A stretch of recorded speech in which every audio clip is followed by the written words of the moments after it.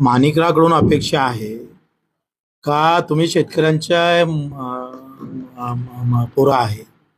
तुमच्यासारख्या कृषी मंत्र्याकडून अपेक्षा आहे का 1 रुपया न घेता विमा निघाला पाहिजे. 1 रुपयाच्या विम्यासाठी या शेतकऱ्याला 100 रुपये खर्च येतं. ते काय सांगणार, काय अवस्था होतं. ह्याच्यात एक महत्वाचा मुद्दा असा आहे की कृषी मंत्रीच म्हणतोय भ्रष्टाचार होतो. मला असं वाटतं का त्यांच्याकडून अपेक्षा नाही आहे माणिकराव. ज्या पद्धतीने बीड आणि इतर ठिकाणी हे घोटाळे बाहेर यायला लागले पीक विम्यातले, ही झाकण्यासाठी यांची भूमिका अशी आहे असं वाटतंय का?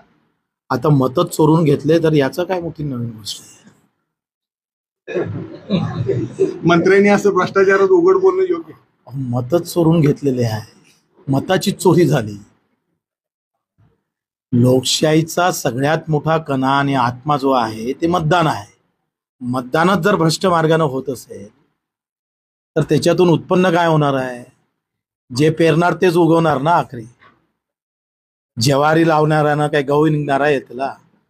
माणिकरावनं हे स्पष्ट करून सांगितलं, त्यांनी उघडपणे सांगितलं, त्यांचं स्वागतच करतोय का त्यांनी हे स्पष्ट केलं का 1-2% घ्या, चालतंय, ते आता सरकार मान्य आहे आणि सर्व मान्य आहे, आम्हाला करायचं आहे असं माणिकरावला म्हणायचं आहे की काय.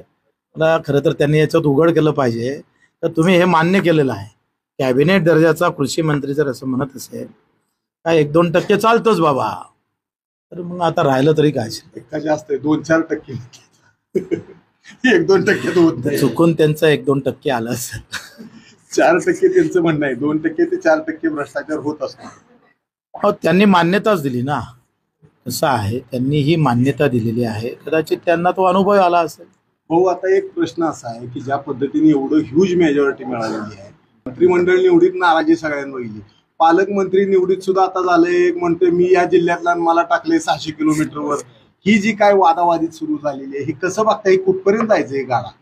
मला असं वाटते हा वाद अधिक मोठा करून उद्या भाजपनं असं म्हणावं नाही का अशी वेळ येऊ शकतं कदाचित का अजितदादाचे पालकमंत्री राहणार नाही, शिंदे साहेबाचे राहणार नाही, भाजपचेच पालकमंत्री राहणार, अशी भाजप कदाचित खेळू शकतं. ठीक आहे, तुमचे वादच होत असेल तर सत्तेत आम्हाला अजितदादाची शिंदे साहेबाची गरज तरी काय.